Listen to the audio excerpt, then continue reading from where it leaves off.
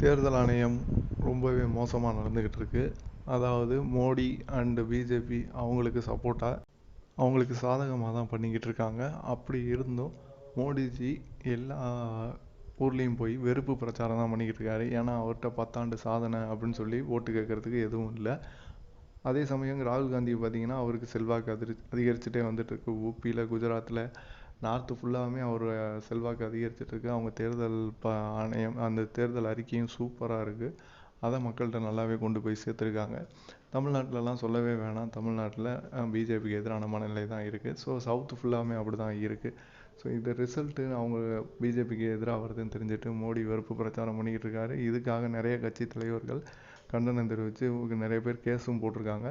So தேர்தல் ஆணையம் நடவடிக்கை எடுக்கணும் அப்படின்னு. அதுக்கு உச்சநீதிமன்றம் ஒரு ஆலோசனை சொல்லியிருக்காங்க. தேர்தல் ஆணையம் ஒழுங்காக இந்த தேர்தல் நடத்தணும், பிரதமருக்கு நோட்டீஸ் அனுப்பணும் அப்படின்னு சொல்லியிருக்காங்க. ஸோ அதனால இப்போ தேர்தல் ஆணையம் பிரதமருக்கு நோட்டீஸும் அனுப்பியிருக்கு. இது தொடர்ந்தால் பிரதமர் பிரச்சாரத்துக்கும் தடை விதிக்க வாய்ப்பு இருக்குது. ஆனால் அவங்க அப்படி பண்ண மாட்டாங்க. ஏன்னா அவங்க எல்லாமே மோடியோட ஆள், நம்மளுக்கு தெரியும். ஸோ பார்ப்போம் 3rd phase எலெக்ஷனில் யார் முந்துரா அப்படின்னு. Subscribe to the channel. Thank you.